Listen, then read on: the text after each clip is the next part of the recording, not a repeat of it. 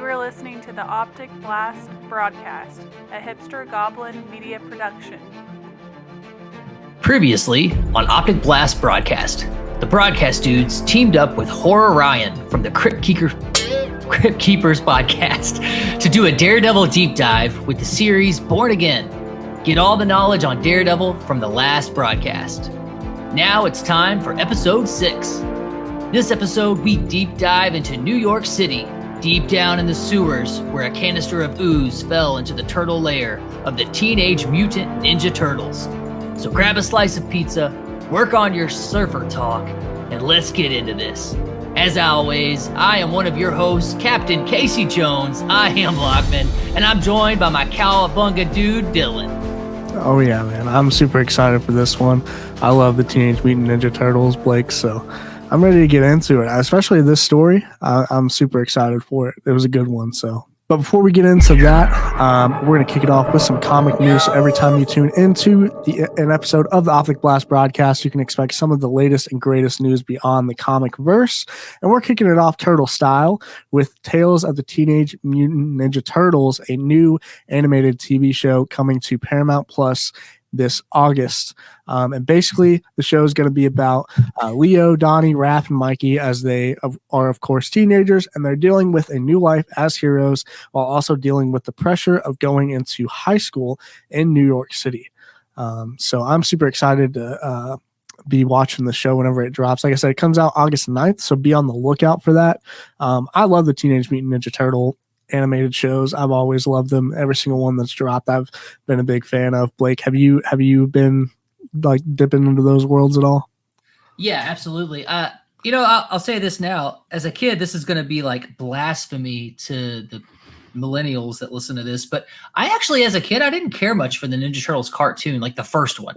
I liked it okay because I could see the action figures and I liked all the different action figures. I collected all those, but I really just liked the movie a whole lot as a kid. But I think, to me, out of all the series I've watched, to me the strongest series is the Nickelodeon one. The one that's like the dude that does Beast Boy's voice in Teen Titans is Michelangelo. Whichever animated series that one is, I think that's the strongest one. I love it. I think that one is like the 2003 series. It went on for like 7 different seasons or something like that, and that was the one that I kind of grew up with watching a lot of. Oh yeah, so the 2003 series is animated, right? Yeah. Now that one's tough too. I really like that one. They had a really cool episode where they like crossed over with the old black and white turtles one time. Mm-hmm. My brother, I think that's the series. That's this cool thing about Ninja Turtles is it's like across so many generations, right? Like you and my brother watched that cartoon. I had the older cartoon, which your cartoon is far superior. But it's like every time they just kind of up it a little bit. I really liked the one I was referencing is like 2012 maybe. Oh yeah, okay. They look kind of like computer generated models, not so much hand drawn animation. And then like I got my kids into that one, and my kids loved that one, so we watched that one together. But yeah, I forgot about the one you're talking about. 2003 was tough, man. In fact, when we get to Toy Time, one of my action figures that I'm showing off is from that series because it's pretty cool. So. Awesome. Yeah. You gotta love the animated stuff for Turtles. Absolutely. Yeah. See, the 2003 one. So I have a weird thing of whenever it comes to music, I get like hyperfixated on like one part of a song.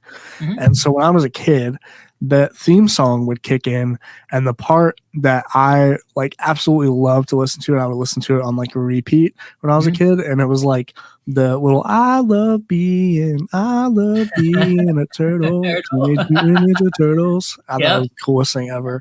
Yeah, dude, it's their theme songs are always catchy. Mine is the old one, the original, like dun dun dun dun dun dun dun, dun, but I still hear that and it's still a bop. Like I still jam that. Yeah. Oh, yeah. Heroes in a Half Show, bro. Oh, dude. Yeah. The animated Turtles are always a good one. So I'm definitely looking forward to this one on Paramount Plus August 9th. Hold on. You said they're going to high school. Is this a continuation of like the Mutant Mayhem movie then? I don't know. I'm not really sure. Okay. It did have a weird animation. Yeah. Kind of like the Mutant Mayhem one was. Uh-huh. But let me look at that real quick. Yeah. So because I think wasn't that the end of Mutant Mayhem? Like, didn't they like go to school at the end with April or something? It may be. I'm not really sure. I didn't see anything whenever I was looking up anything about that, but that could be very well could be a continuation of that. Yeah. But the animation style does look a little bit different than the Mutant Mayhem, though. But I feel like the Mutant Mayhem probably cost a lot of money to make because of that animation style was so good. It reminded me a lot of the Spider-Man, like Into the Spider-Verse stuff. Oh yeah. Yep. And I feel like if they're gonna do a series of that, they'll probably just do like more straight on forward animation just to save money. But anyway, just a question. Yep, I'm excited for it, dude. So yeah, cool.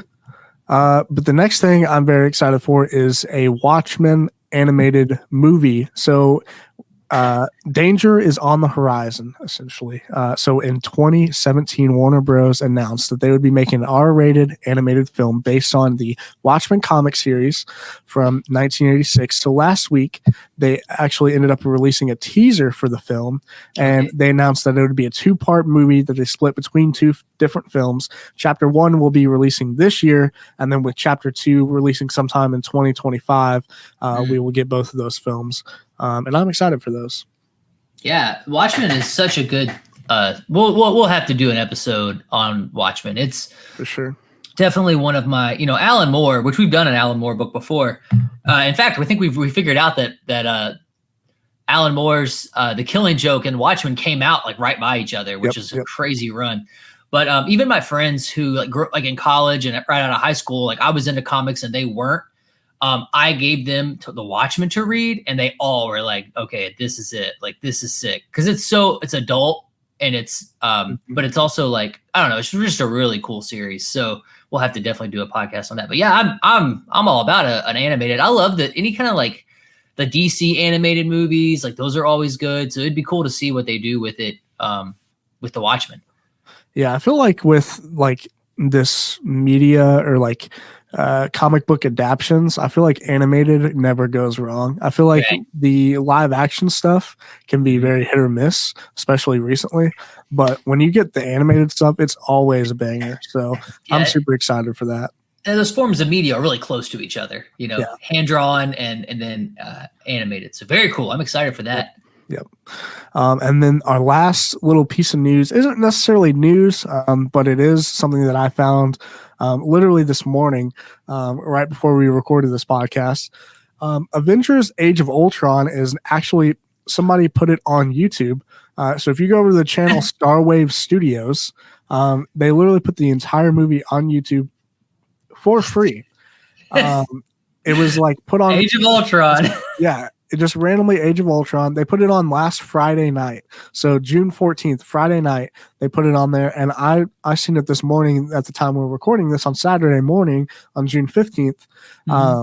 I saw it and it had like 1.2 million views. And this is monetized. Like it has ads running it has ads running for the movie. Bro. So if you watch it, they're just making money off of it. I don't know if they're about to get sued. That's what's about to happen to them. I don't know if that was on purpose, but I honestly think this is genius. Like if you put old movies on YouTube, people are going to go back and watch it because it's free for people who don't necessarily have streaming services. And if you monetize it, you can literally make a ton of money from that. Best believe Disney is coming for that money. They 100% are. Yeah, they are going to come shut them down, dude. Oh my God. That's funny though. Like of all movies, Age of Ultron, and it has how many views?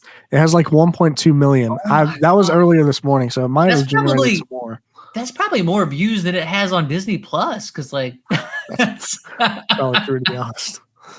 Yeah, I just thought that was crazy though. Like, yeah, that's crazy. It's genius. All right, so hey, if you're listening to this and you want to go watch Age of Ultron for free, you didn't hear it from us, but it's out there. Yeah, it may not be up there by the time you get to hear this, but hey, let's see if it is. That's right. Rage Against the Machine, my friends. Go for it.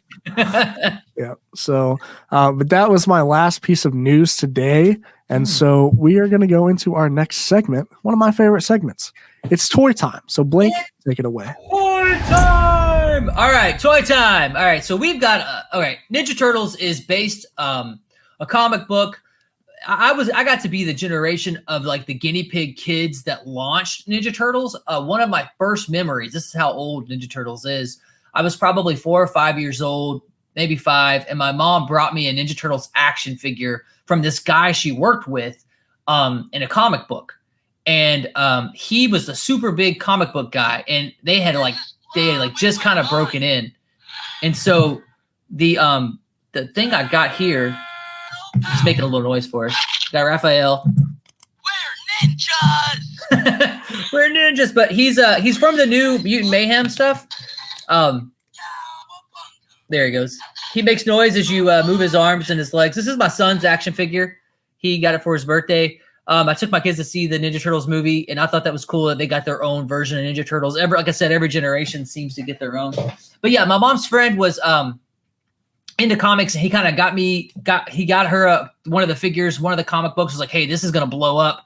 Show this to your son and see what he thinks. And I was hooked ever since then. But action figures are a huge part of their lore. I'll show you something here. This is a relaunch. But this is exactly what the box looked like. This is a Wingnut and Screwloose. They were a bat and mosquito team. This is exactly what the box looked like when I was a kid. It's got the comic book drawings at the top of it here. Of course, the logo. They always come with weapons. He's got a utility belt. He's kind of a knockoff Batman because he's actually a bat, like a Batman superhero. I really love this figure. If you have the green shell right here, that means he's a good guy.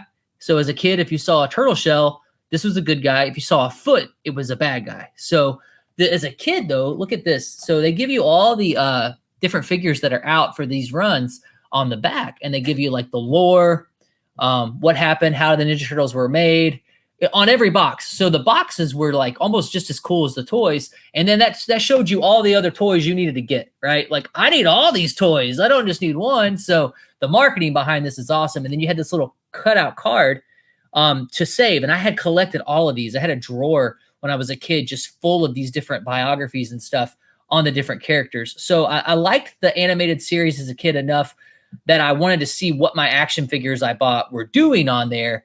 I didn't buy them. I got it for Christmas, or my mom or dad bought for me. But what they were doing, but I really didn't care as much about it. I just like to play with the toys. So this is a relaunch of Wingnut and Screwloose. My brother got this for me because he knew that was one of my favorite. They had so many, other than the Turtles, they had so many other figures and so many other characters. And he was one of my favorite. Another shout out is Mondo Gecko.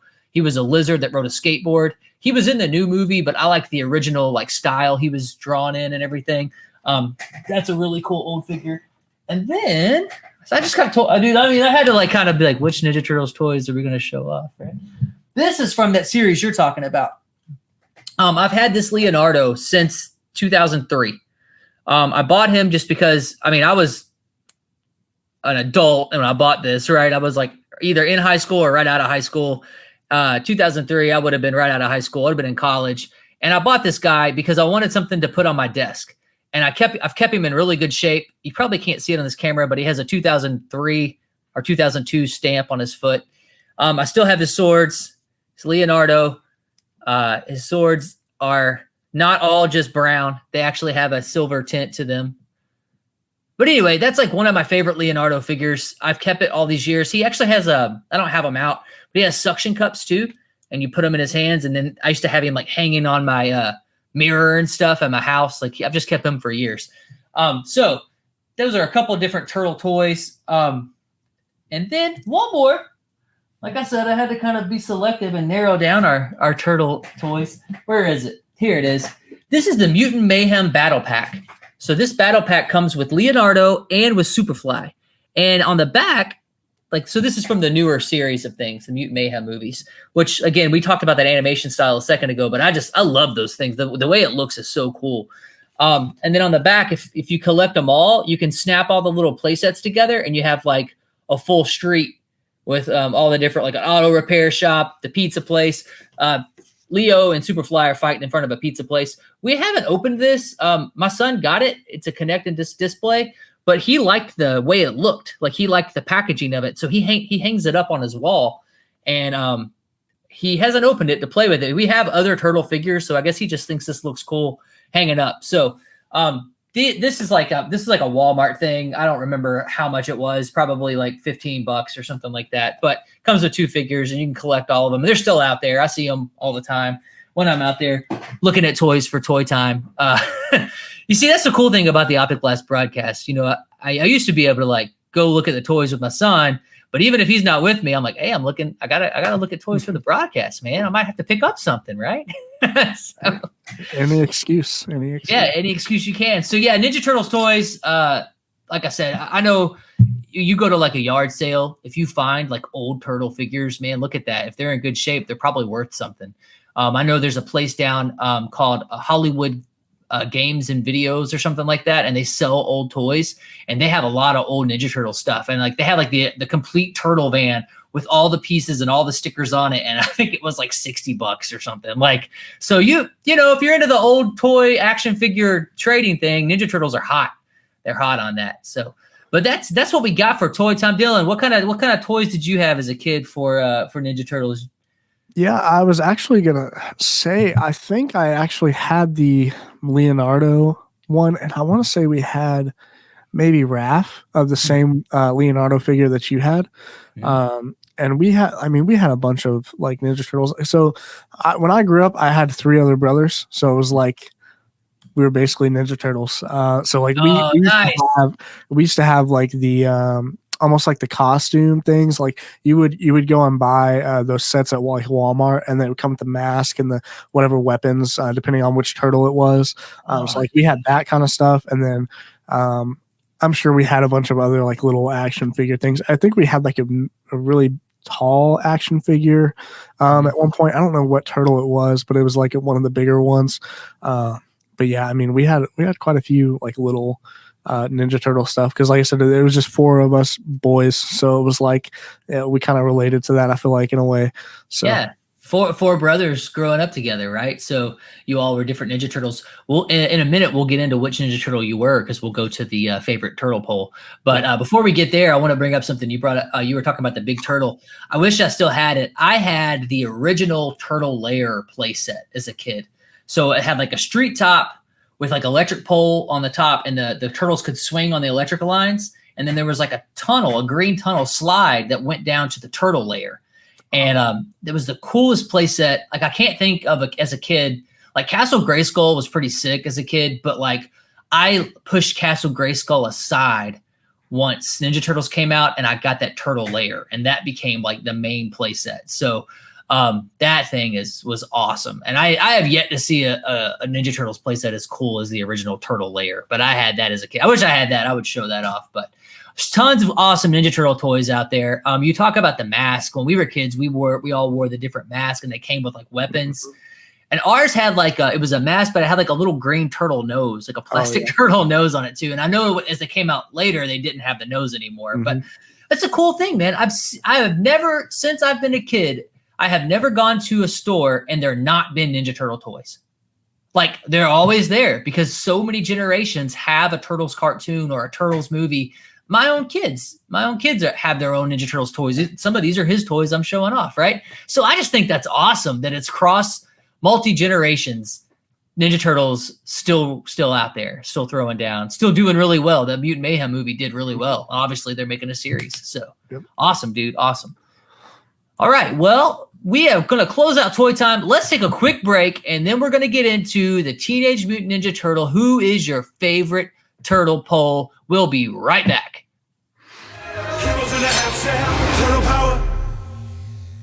Welcome back to the Optic Blast Broadcast. You're here for the very special Ninja Turtles edition, and we're back. We're going to jump right into it. We put up a poll, and we wanted to hear from you.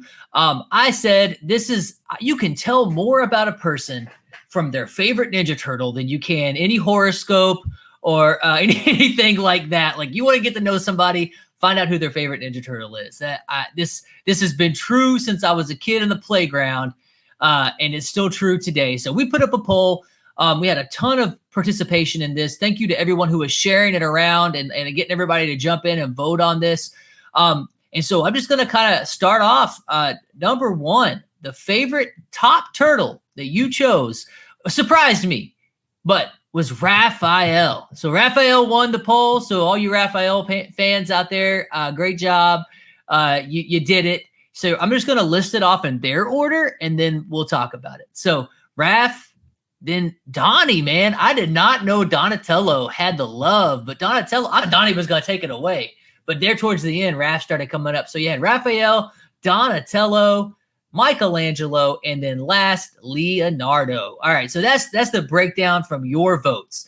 Dylan, hit me up. What's your favorite turtle, dude? Who's your turtle? Who are you?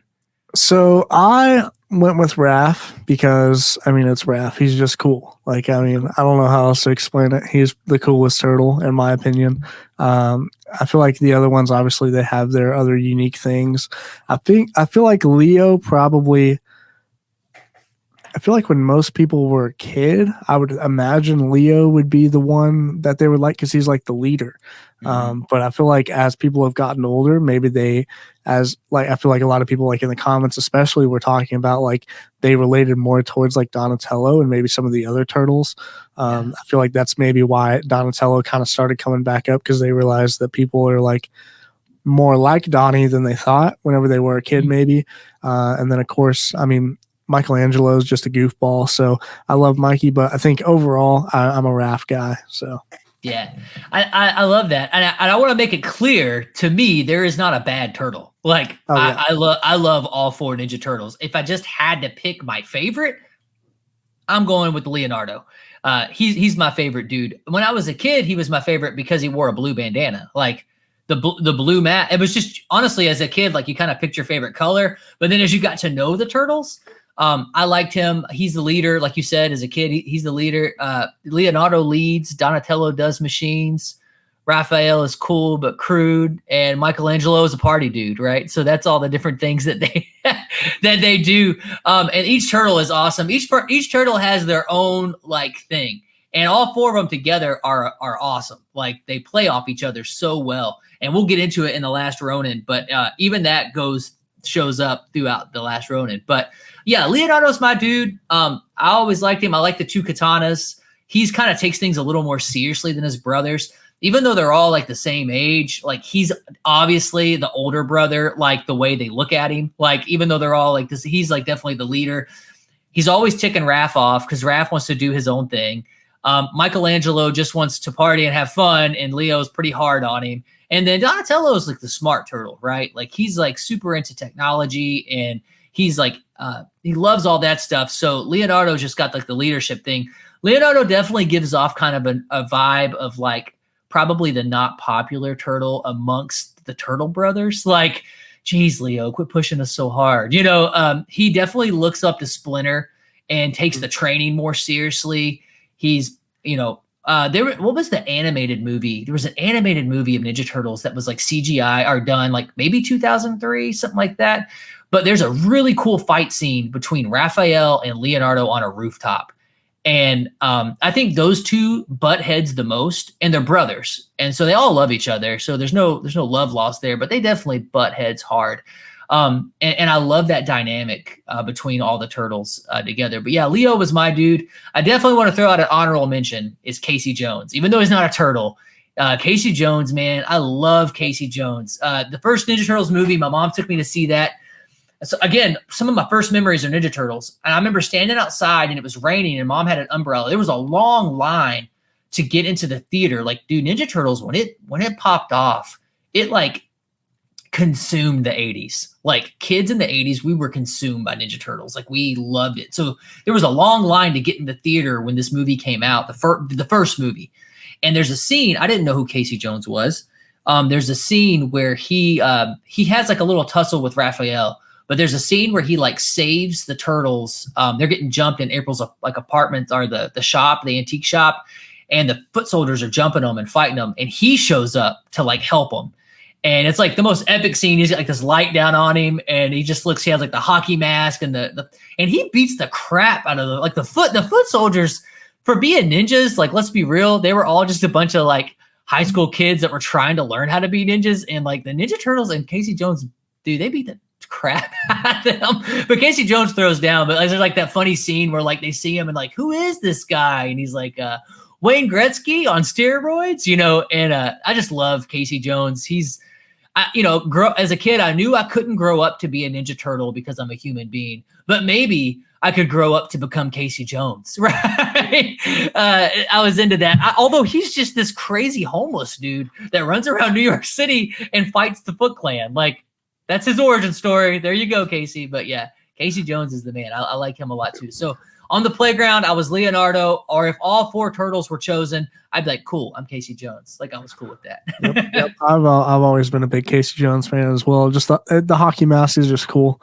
I mean, simple as that. I thought it was the coolest thing ever as a kid. Another shout out for Casey. Also, I feel like I want to say like 2017 Turtle movie or something like that had Stephen Amell play Casey Jones, which I thought was the coolest thing ever because I'm a big like CW fan or like the Arrowverse stuff. So like seeing Stephen Amell not only play Green Arrow, but now he's playing Casey Jones. I thought it was really cool. So, yeah, dude, Stephen Amell has had like this career that, like, to me, I'm very jealous of because he got to be Green Arrow and he did really well on that. Introduced me to Green Arrow. Honestly, I always thought Green Arrow was lame, but after the Arrowverse, I really liked Green Arrow.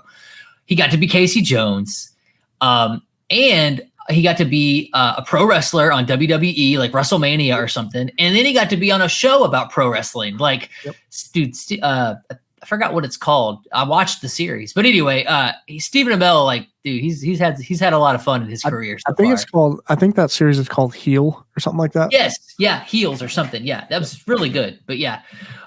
So dude, yeah, Stephen Amell, Casey Jones. So there's your favorite turtles. You guys chose Raphael. You gotta like the hothead, the dude who's gonna rage against the machine. Leo says, no, don't do this. What's Raph do? He's gonna go do it. We'll get into that in The Last Ronin. We get into that in the original comics, the original movies. That's a constant theme. Raphael is gonna look for a fight. He's gonna find it. And I think Raphael and Casey Jones are super tight because they're both kind of hotheads. And although you see in the movie Casey Jones bond with all 4 turtles, between Donatello and Raph, he really bonds with both of them. So they have a lot in common. All right, we'll take a quick break and we'll be right back. And we're going to get into The Last Ronin, the movies, the new movie. We're just going to get into this Last Ronin thing, tear apart the Turtleverse, and really just jump into The Last Ronin. We'll be right back.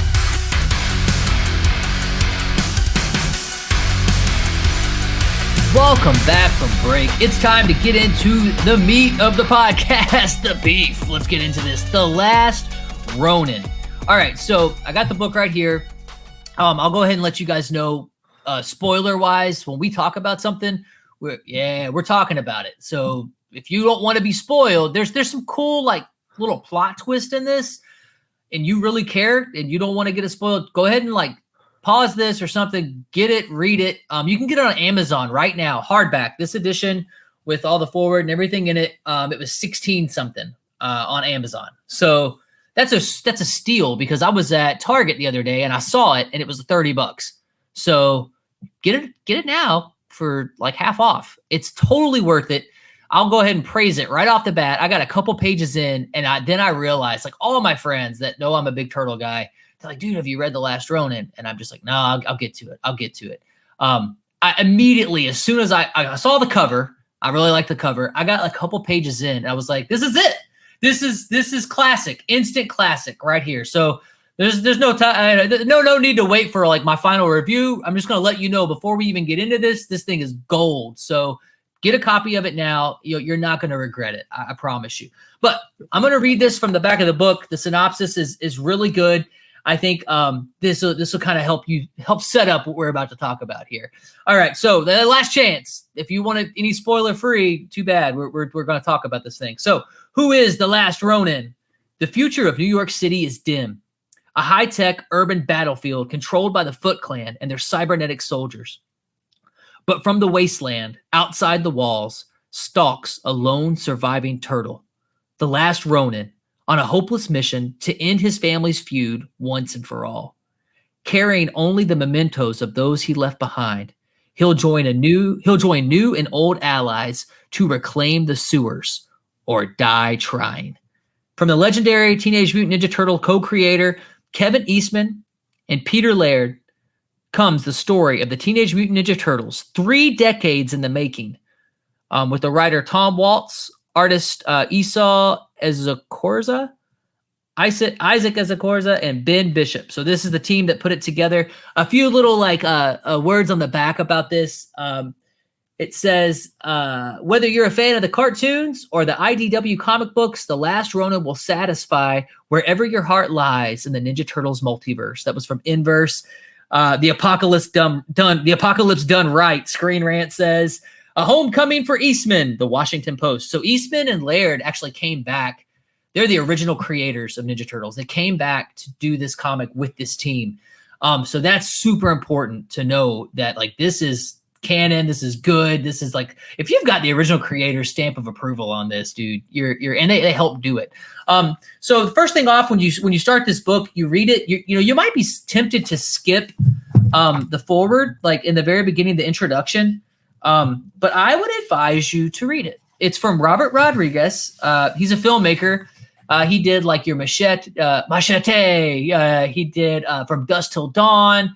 He's a very popular filmmaker. So what's the series? He's done so many movies, but he's a filmmaker and he does like a little introduction in here. Read the introduction. It's really cool. It talks about how he grew up with, how he had turtles, how his kids grew up with the turtles.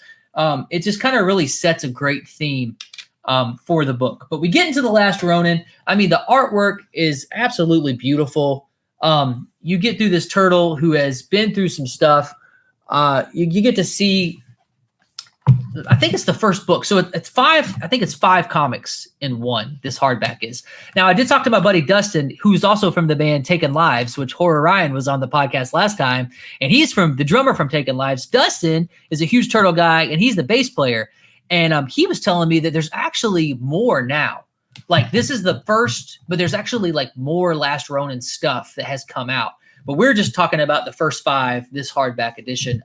I'm anxious to, like, I'm curious now. Now I need to know more about it. But this series, this Last Ronin, in the first 5, I think by the end of the first comic, you find out who the Last Ronin is. But it's kind of cool the path it takes to get there. So we're in a post-apocalyptic style. It's like, I don't know. Did you catch how many years it's supposed to be after? I believe it's been, I want to say, I think at the end he mentions like in that final fight he mentions like 16 years or something. Yeah, if I'm not mistaken. Right. Yeah, so he's a much older turtle. He's not a teenage turtle anymore, right? And so it goes to the story of this Last Ronin, and you're in a post-apocalyptic New York City that is run by the Foot Clan. Like, I don't know what's happened to the United States. They don't care about that. You're just talking about New York City. It's got like a big wall around it. The Foot Clan runs the city. They own it. They run it. There's like this big tower in the middle with like this like samurai showdown tower on top of it, right?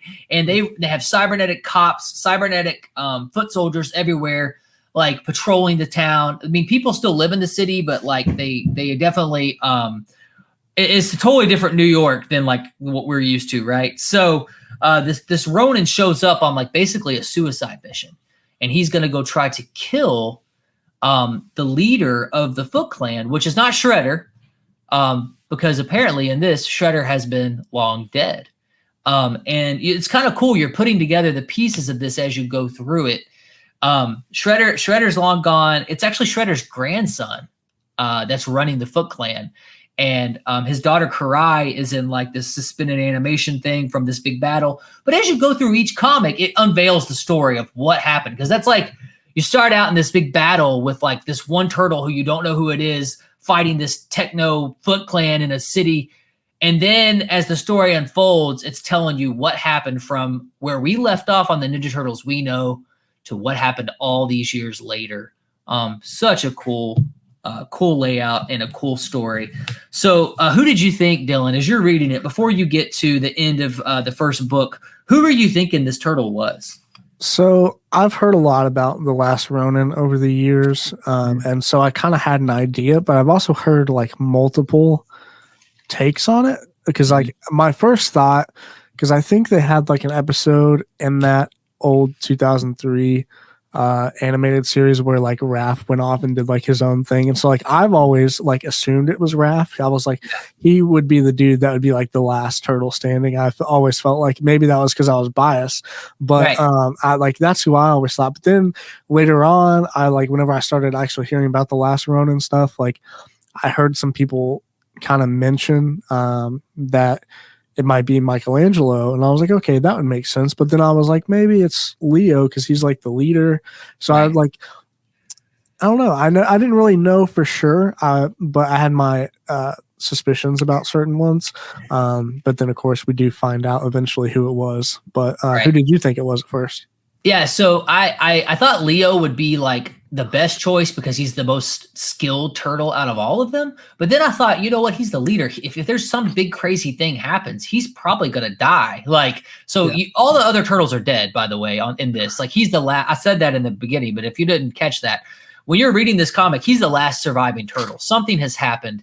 They're dead. Splinter's dead. Casey Jones is dead. They're all dead. It's just him going against this like Foot Clan by himself. And he's been gone for a long time. And he comes back to what the Foot Clan has turned into New York City. And he's on the suicide mission to stop him. It's gory. It's gritty. It's like that kind of like comic that is, it comes with violence, you know. I mean, it's pretty tough. But I thought maybe Leo, but then I figured, you know, he would die. And then I thought like you, I thought Raph. Like Raphael, maybe all his brothers died and he's on a revenge mission, you know, because that's Raph. Like he's the crazy revenge dude. But you find out that it's actually the end of book 1.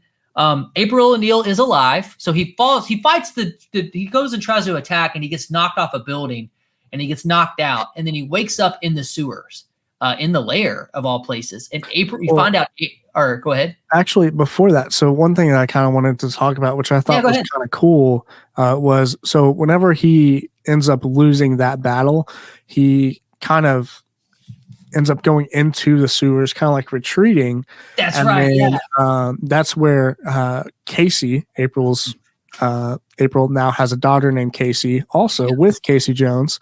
And Casey ends up finding him in the sewers. But before that happens, we see this turtle before they reveal who he is. He has all 4. Yep, right there. He has all the weapons of each turtle laid out before him.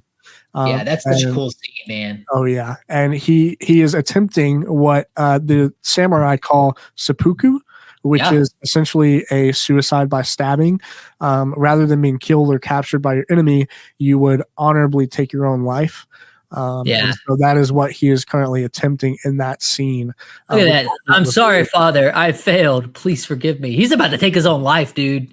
He's for honor, right? He's done. But I believe he ends up failing because later on, which we'll get into in some flashbacks, his mutant powers won't allow him to die because over the years his mutation has evolved and he's become much stronger. And so I think that played into like him not being able to die in that moment after he had stabbed himself. And then Casey comes in and saves him and brings him back to their old lair where he then sees April whenever he wakes up. Yeah, absolutely. And that's such a good point because he's basically like, all right, I tried, I failed. Forgive me, Father. I can't. I'm just gonna. And then, like you said, you find out later that he's bigger. Like if you look at him in this, he's kind of like a tank. He's not like a little skinny turtle anymore. He's older. He's bigger. The mutagen has continued to mutate his body. They talk about that he heals super fast now. I don't think it's quite like Wolverine or Deadpool level, but like if you got to think about it, he fell off a building, he tried to stab himself and die, and then he wakes up the next thing in a bed, and then he's up training right after that. Like so, it's like he heals like pretty fast. But then you have the scene where he wakes up and war-torn April O'Neil shows up, right, and like is like, "Hey, Michelangelo," and that's how you find out that it's him.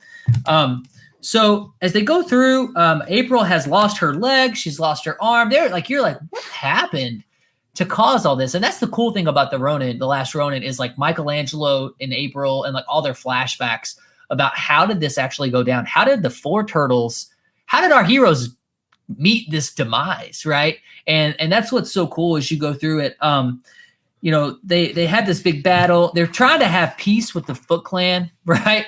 So, what's it? Hamato? Is that their tribe or their clan? I mean, Hamato clan. Yeah, the Hamato clan and Shredder's clan. What's their clan?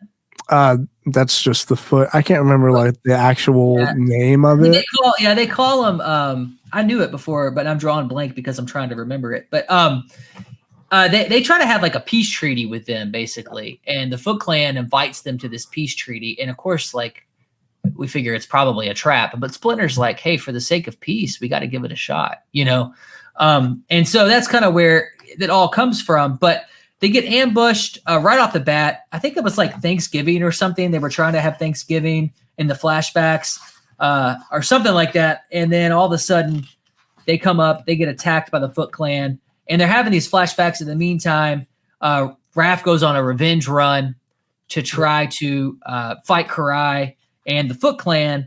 And Karai actually reminded me of Elektra in her pictures. Yeah. Like, as I'm looking at it, I'm like there's Karai right there. Like that, if you just told me that was Elektra, I would totally be like, yeah, dude. And that kind of leads me to my point I wanted to make. The reason we got to a Turtles podcast or episode of the broadcast is because we did Daredevil, and kind of an unknown, but it has been confirmed now.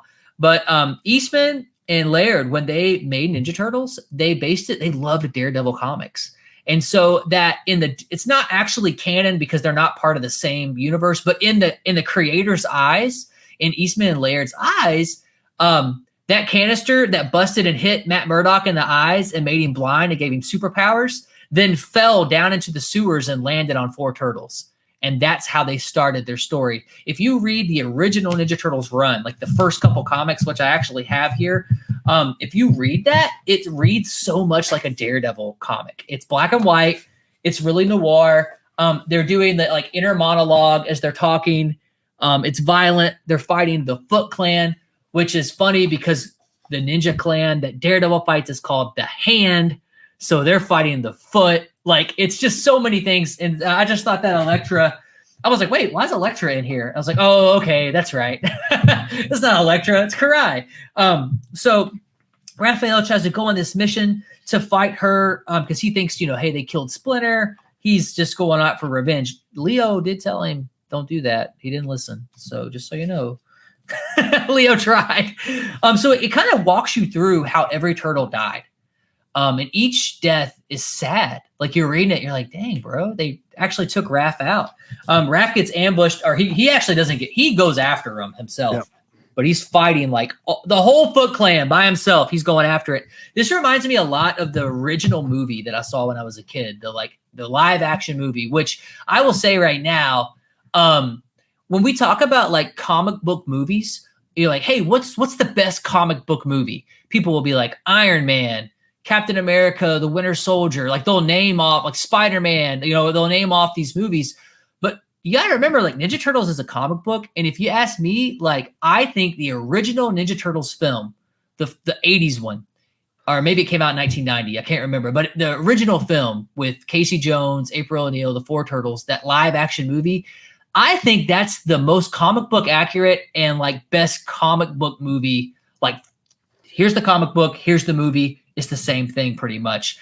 Accurate movie to me. I think it's like it gets missed because people forget that Ninja Turtles is originally a comic book before it became a movie. So that movie's awesome, and it's one of my favorite movies. This is my top 5. Not my top 5 comic book movies of all time. Like, my straight up top 5. Like my favorite movies of all time is that movie. But this scene where like Raph fights the whole Foot Clan reminds me so much of that movie when Raph gets mad at the crew and he's like, he goes outside and he's upstairs on the rooftops and the Foot Clan jump him and he tries to fight them all. And then they end up throwing him through like a skylight and stuff. Like, that reminds me of that in this book. And I think they kind of did that on purpose to like kind of throw back. Because even when you look at like where they're fighting or where they show up, it's at April's antique shop the second time around, So they definitely threw some shout outs to that. The movie and the comics are so close that it's hard to know, are they throwing a shout out to the movie or are they just throwing a shout out to the original comics, So, but yeah, you walk through every Turtle's demise. In the meantime, April and what you just talked about, Casey. So yeah, Casey Jones is dead, but his daughter survives. You find out April's pregnant when the whole explosion, the whole war, everything happens, and she has a daughter. She's raising her in the turtle lair, and they kind of have like a little revolution going on to try to like revolt against the Foot Clan that's taken over New York City. The resistance, I think. Yeah, all that. The Resistance. Yep. Yeah, here you go. I'd like you to meet my daughter, Casey Marie Jones. And so kind of a cool thing is that Michelangelo decides to train her and become her sensei. And she can fight. Like, she's trained and learned stuff she's read down in the lair and like worked with the stuff down there. But he's really going to train her. And like a big kind of plot twist that I thought was cool is that she's a mutant herself. Yep. And her mutant is like, she's just stronger. She's like an advanced human. She's stronger. She's faster.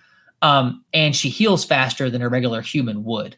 And we find out the way, like, how did she, like, because Michelangelo's mad at April. He's like, why would you do that to your daughter? She's like, I didn't do that. But because me and Casey Jones hung out with 4 radioactive mutated turtles for all those years, I guess you mutated our DNA. And so when we had a daughter, she's a mutant. So I thought that was kind of a cool take. I would have never thought of that.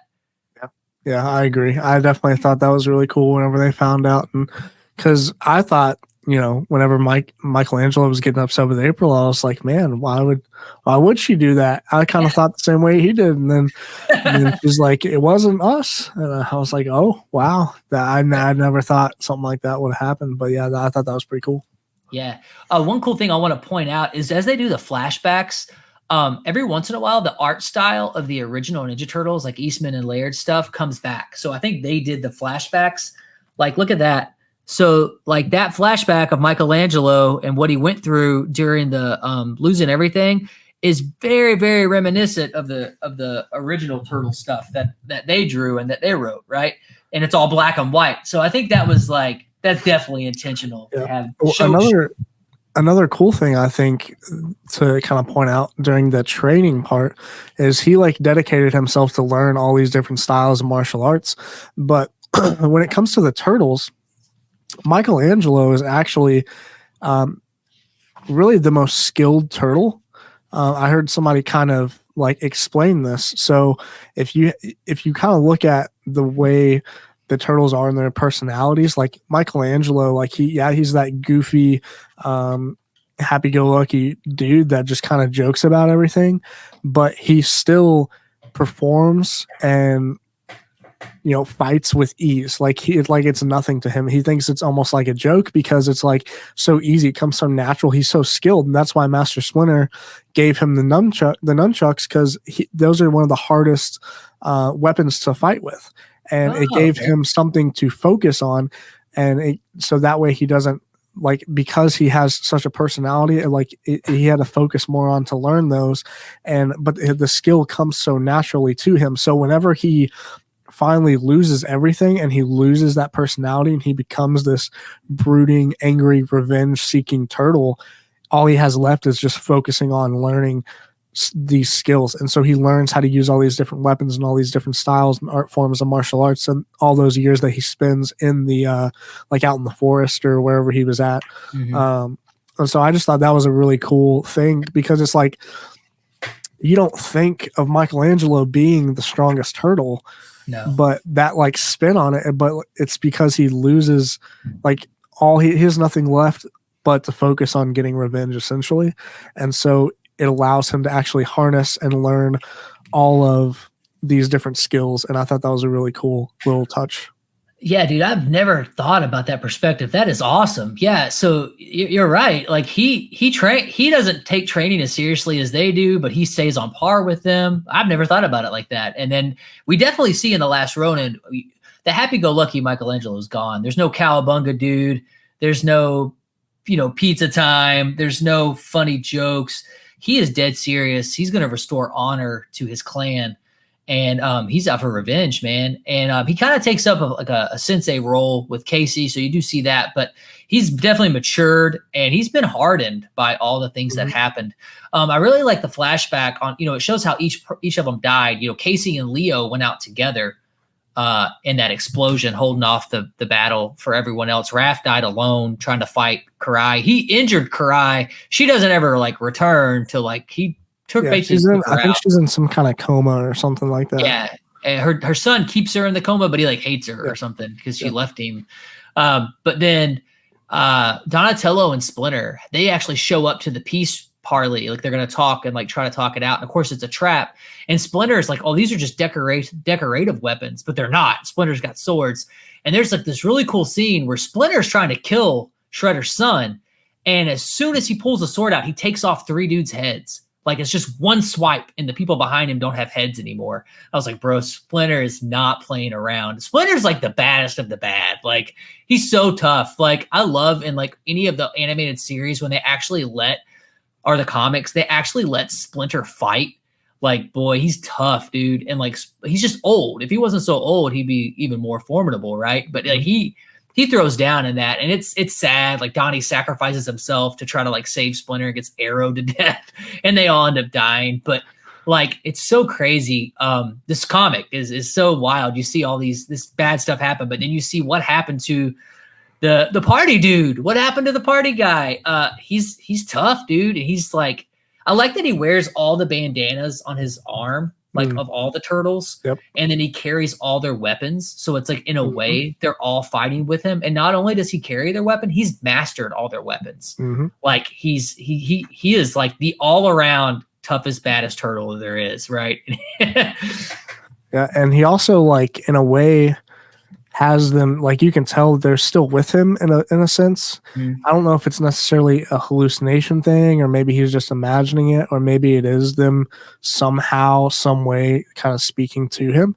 But throughout the entire story, you get these little parts where Mikey is communicating with his brothers in wherever, like, this, I don't want to say spirit realm, but essentially it's kind of what the vibe gives.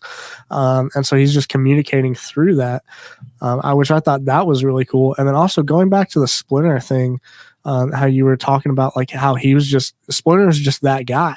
Dude, he is. And so one thing that Michelangelo doesn't know how Donnie and Splinter died. So he goes to Japan to where the home of the Hamato clan is, which is the clan that they're a part of. And he kind of talks to one of the, I guess, senseis there or something. And he explains, what happened in Japan to Donnie and Splinter. And one thing that he says was to Michelangelo, he says, there are people, creatures, teachers, warriors, heroes, and legends. And your father was all of these, talking about Splinter, which I thought was really cool because, I mean, Splinter is just that guy. So he is. Look at this right here. So this is the scene I was talking about where he just straight takes those dudes' heads. Like Splinter is just, he is that guy. Absolutely, he is that guy. Good old Master Splinter. So you go through and you learn about everything. The battles are great. The artwork is beautiful. The story is so well written. Absolutely pick this thing up. If you're a turtle fan, you are doing yourself a disservice if you're if you're not. I slept on this, I will say, because my friends have been telling me about it for a couple years. I'm like, yeah, I'll get to it, and I was like so stoked to read it, and I'll probably read it again like soon. Like I really liked it. I want to check out what Dustin was telling me about the other ones. What do you think, Dylan? You think this is an instant classic? Oh, dude, 100%. I'm really excited to hear more. Like you were saying, apparently there's more to the story, so I would love to dive into that eventually. There's also supposed to be a movie coming out in like 2026 that's like a movie adaptation of this, and there's also a video game that PlayStation is developing currently that's going to be coming out soon. So there's a lot of stuff going on around this story, and I'm really excited to dive deeper into it and learn more about it and hear more about it in the future. Yeah, absolutely, man. I can't wait. I think it's just such a cool story, and you get to like invoke the real like gritty side of the Ninja Turtles, which is, as a kid, that first movie kind of touched on that, but it was also silly and fun. And then Turtles got more and more silly as time went on. Ninja Turtles 2, Secret of the Ooze, still legendary film, but it's a lot more silly, right? They don't really use their weapons like they did in the first one. I think they had to kind of tone it down a little bit because of maybe complaints from the parents and stuff. But it's still awesome. Then Ninja Turtles 3 is just pure goofiness. And you kind of see the Turtles get away from being like these crazy, like they're ninjas. Like they're fighting other ninjas. It's not silly. This is a battle, right?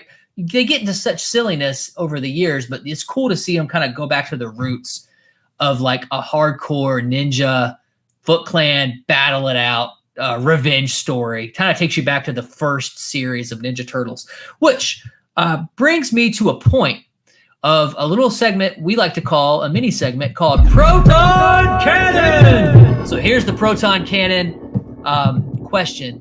So you see it in different forms of media. How in the world did these 4 turtles? We know how we know they got mutated and it made them grow. How did they learn ninjutsu? So through different movies and different iterations, there's been different ways. In the old cartoon, their leader, a Splinter, was a man that turned into a rat, and then he trained them. On the old cartoon, on the old movie, he was a rat that learned how to do ninjutsu from his master by watching him in a cage and reading the books, and he learned how to train and do with him as a super smart rat. And then he trained them through that.